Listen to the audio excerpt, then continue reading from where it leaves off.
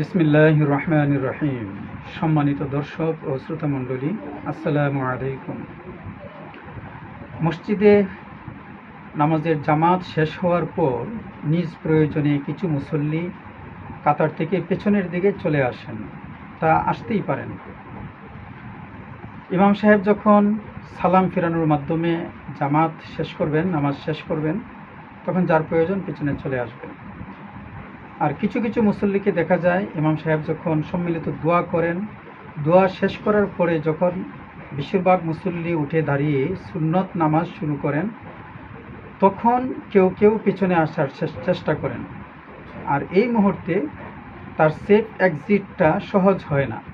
দেখা যায় ডানে বামে বা পিছনে কেউ নামাজ শুরু করে দিয়েছেন, সেক্ষেত্রে উনি সেফ এক্সিট পান না। আর এই অবস্থায় তার আশেপাশের মুসল্লিরাও বিব্রত বোধ করেন। তারাও এদিক সেদিক তাকিয়ে তাকে একটা সেফ এক্সিট দেওয়ার জন্য চেষ্টা করেন, কিন্তু দেখা যায় কখনো সুযোগ হয়, কখনো সুযোগ হয় না।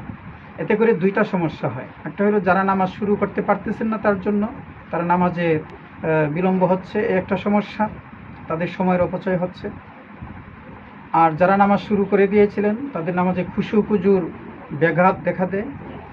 তৃতীয়ত যে সমস্যাটা আমি আজকে দেখলাম, আমার চোখে পড়লো, যে এই অবস্থায় একজন মুসল্লি কোনো দিকে সুযোগ না পেয়ে একজন নামাজির সম্মুখ দিয়ে নামাজ শুরু করে দিয়েছেন, এরকম একজন মুসল্লির সম্মুখ দিয়ে উনি হেঁটেই চলে গেলেন। এটা তো খুব গুরুতর অপরাধ। এই অপরাধটা, এই কাজটা কোনো অবস্থাতেই করা যাবে না, এটা খুব গুনাহের কাজ।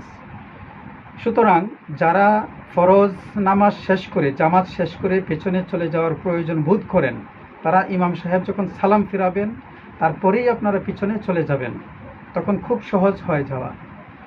আর যারা ইমাম সাহেবের সাথে সম্মিলিত দোয়া করবেন, তারা দোয়া শেষ করে নিজ স্থানে দাঁড়িয়ে সুন্নত আদায় করবেন। এই অবস্থায় পিছনে যেয়ে অন্যান্য মুসল্লিদের নামাজে ব্যাঘাত ঘটাবেন না, বা নিজেও অন্য নামাজির সম্মুখ দিয়ে যেয়ে গুনাহের শিকার হবেন না। আল্লাহ তাআলা আমাদেরকে তার প্রত্যেকটি নির্দেশ নবীর তরিকায় আমল করার তৌফিক দান করুন। আমিন। আসসালামু আলাইকুম ওয়া রাহমাতুল্লাহ।